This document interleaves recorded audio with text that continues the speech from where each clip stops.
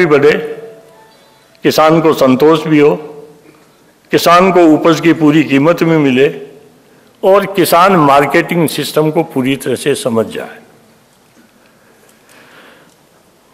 अब जब ये बातें गांव में करते हैं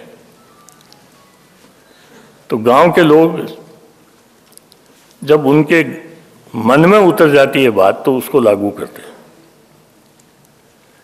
मन में उनके बात उत्पन्न और विश्वास पैदा हो, ये स्कीम से नहीं होता, स्कीम्स की लोगों को जानकारी देने से होता है।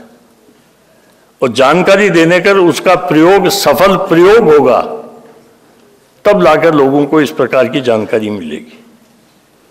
मैं तो खुद भी खेती करता था, सर पवार साहब भी खेती करते थे। पवार साहब उपज लेकर बाजार में बेचने जाते थे, मैं अपने हाथ से खेती कर दी, हाथ से मैंने हल चलाया। मुझे इस बात का अनुभव है कि जितनी मेहनत करने के बाद में यदि फल नहीं मिला तो क्या हालत होगी। एक बार मैंने बाजरे की खेती की, बाजरे की उपज जबरदस्त थी। हम सारे घर वाले बाजरे की उपज को देखकर कहते थे कि अब उपज पूरी आ गई तो हम एक मकान बना लेंगे। संयोग से एक दिन शाम को टिड्डी दल आया और टिड्डी दल ने सफाया कर दिया। हम ढोल वोल सब बजाते रहे, टिड्डी दल पर उसका असर नहीं हुआ और जो बहुत कुछ उम्मीद थी उसमें उसकी उम्मीद छोड़कर एक आना भर का अनाज भी हम नहीं ले पाए। अब ये किसान के लिए कई बार इस प्रकार की प्राकृतिक आपदाएं आती हैं। कई बार वर्षा नहीं होती, वर्षा होती तो ज़्यादा होती है। इस बार भी आपने देखा होगा ओलावृष्टि हुई, कितने किसानों की फसल नष्ट हुई है। कहीं वर्षा नहीं हुई, अब राजस्थान में अकाल आते ही रहते हैं।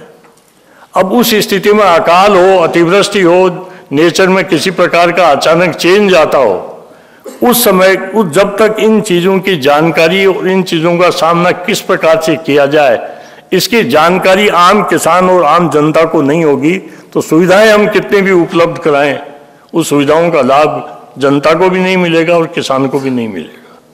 मुझे खुशी है कि इन्होंने कुछ ऐसी योजनाएं बनाई हैं। अब ग्लोबलाइजेशन का प्रश्न आता है। आज धीरे धीरे इस देश में कुछ लोगों की तो इनकम बढ़ रही है, कुछ लोगों की इनकम कम होती जा रही है।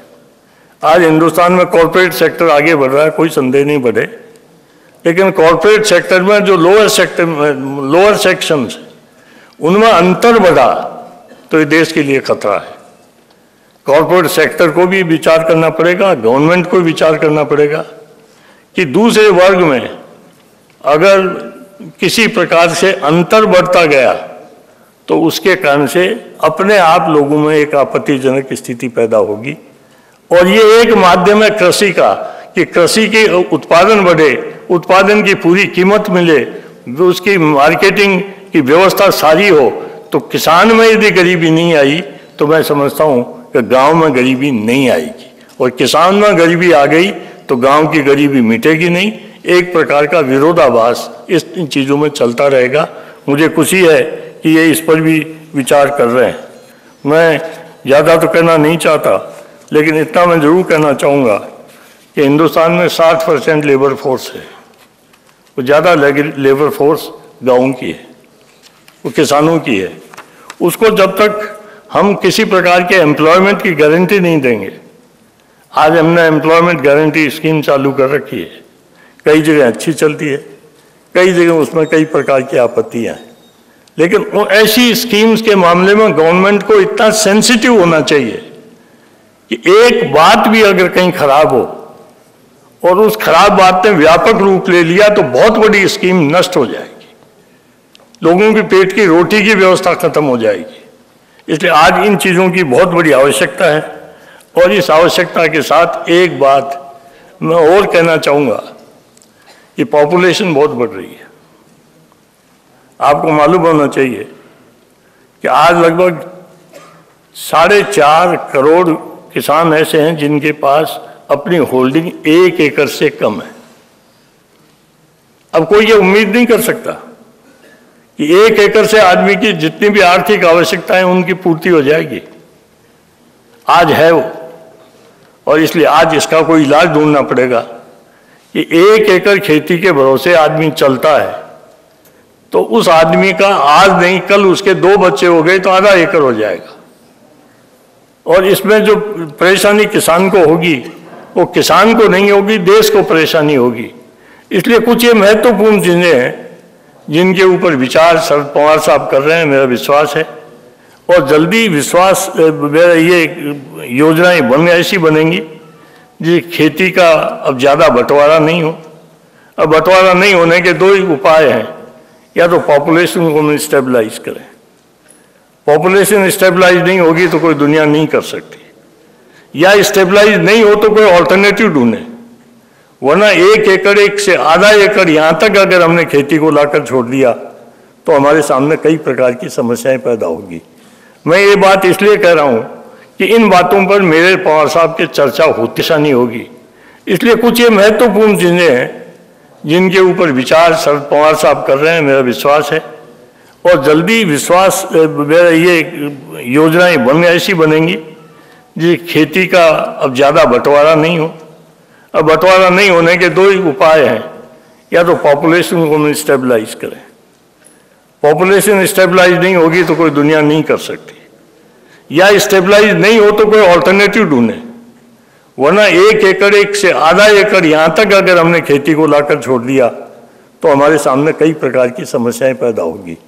मैं ये बात इसलिए कह रहा हूँ कि इन बातों पर मेरे पवार साहब की चर्चा होती रहती है।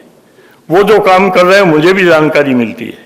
उस जानकारी से मुझे विश्वास पैदा हो रहा है कि ये काम निश्चित रूप से हो जाएंगे और देश के सामने जो इस प्रकार की समस्याएं हैं उन समस्याओं का समाधान निश्चित रूप से करेंगे। मैं पिछले दिनों में बारामती और महाराष्ट्र इधर के कई क्षेत्रों में गया था। यहाँ कोई वैसे कमी नहीं है कि किसी चीज की कमी हो, लेकिन कमी केवल इस चीज की है कि जिस समय पैदा हो फसल उस समय हम व्यवस्था करें, वो सीधी मार्केट में जाए, उस मार्केट का पैसा किसान को मिल जाए तो किसान को चिंता नहीं होगी। लेकिन आज गवर्नमेंट ने भी स्कीम बना रखी है, लोगों ने कर्जा भी ले रखा है, और उसके कारण से जो समस्याएं पैदा होती है उनका ज़्यादा जिक्र किए बिना मैं इतना ही कहना चाहूँगा कि पवार साहब भगवान करे ये जिस उत्साह के साथ आज काम कर रहे हैं उससे अधिक उत्साह उनमें उत्पन्न करे। ये उनको ये गरीब की और किसान की दुआएं मिलेगी, और मेरा विश्वास है कि जिसको गरीब और किसान की और गांव की और बाकी आम जनता की दुआएं मिलेगी, वो दुआएं आदमी की नहीं है, वो ईश्वर की दुआएं हैं। और ये दुआएं लेकर पवार साहब निश्चित रूप से इस कार्य में सफल होंगे। मैं इस पुस्तक का विमोचन करने के साथ मैं बहुत ही खुश हूँ कि उन्होंने मुझे आमंत्रित किया, और मुझे आमंत्रण करने के पीछे मेरे इनके आपस में जिस प्रकार के संबंध है वो भी कारण हो सकता है, या और कोई कारण तो मुझे लगता नहीं। इसलिए मैं साथ ही बैक एंड बे पब्लिकेशंस के प्रति भी संजू सिंह हिंजे को भी बधाई देना चाहता हूँ कि पुस्तकें ऐसी बनाई हैं और फोटोएं ऐसी छापी है कि अगर आप यहाँ इस पुस्तक को खोल दो तो कौन फोटो किसके हाथ में चली जाए इसका पता ही नहीं लगेगा। बहुत ही सुंदर फोटो हैं, और भगवान जाने कि ये कलेक्शन किस प्रकार से हुआ है। बहुत पहले की उस समय के जवानी की इनकी फोटो हैं, और जवानी की फोटोएं इन्होंने क्यों रखी थी, क्यों बनाई थी, सारी आज मुझे पता लगता है ये जवानी की फोटोएं ये इन्होंने प्रिजर्व किए रखा है, तो बहुत अच्छी बात है। अब मैं उनसे इतना ही निवेदन करना चाहूँगा कि आपने तो अपने तो पुस्तक बना ली, अब कोई पब्लिशर ऐसा भी ढूंढे जो आपके मित्र की भी फोटोएं बनाकर सारे देश में छाप दे। और शायद इसीलिए वो यहाँ नहीं आना चाहते थे। मंच पर आएंगे तो हाँ भरनी पड़ेगी, अब इन दूर से हाँ भरे या नहीं भरे मुझे कोई कहने की आवश्यकता नहीं, लेकिन मन में उनको कह दी कि इतनी कला मेरे में नहीं है कि मैं पुस्तकों का चयन पुस्तक लिखवा लूँ, ये कर लूँ, लिख खुद सकता हूँ लेकिन दूसरे लिखवाने की मेरे में कला नहीं है। आपने जो कला का प्रदर्शन किया है उसके लिए आपको बहुत बहुत धन्यवाद। आप सब लोग आए, उसके लिए भी बहुत बहुत धन्यवाद।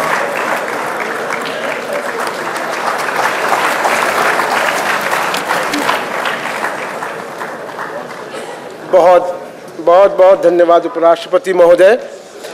हम कार्यक्रम के अब समापन की ओर जा रहे हैं। इतने अनूठे अच्छे कार्यक्रम का संयोजन श्री दिलीप वलसे पाटिल ने किया।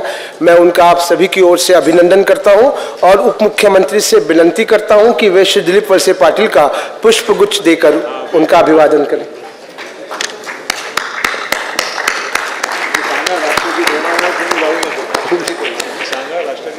मैं आप सभी का उपराष्ट्रपति महोदय, राज्यपाल महोदय, हमारे मंच पर बैठे सभी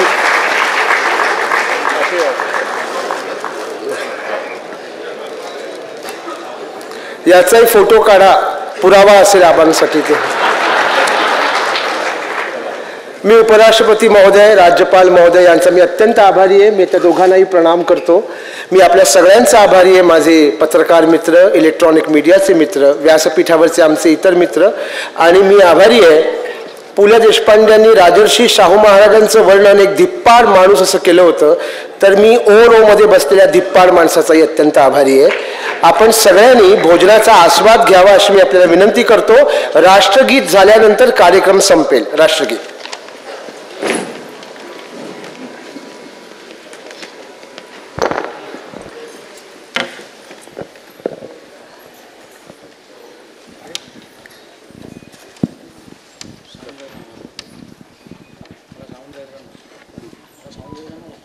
Sound please. Keyboard. जनगण मन अधिनायक जय हे भारत भाग्य विधाता।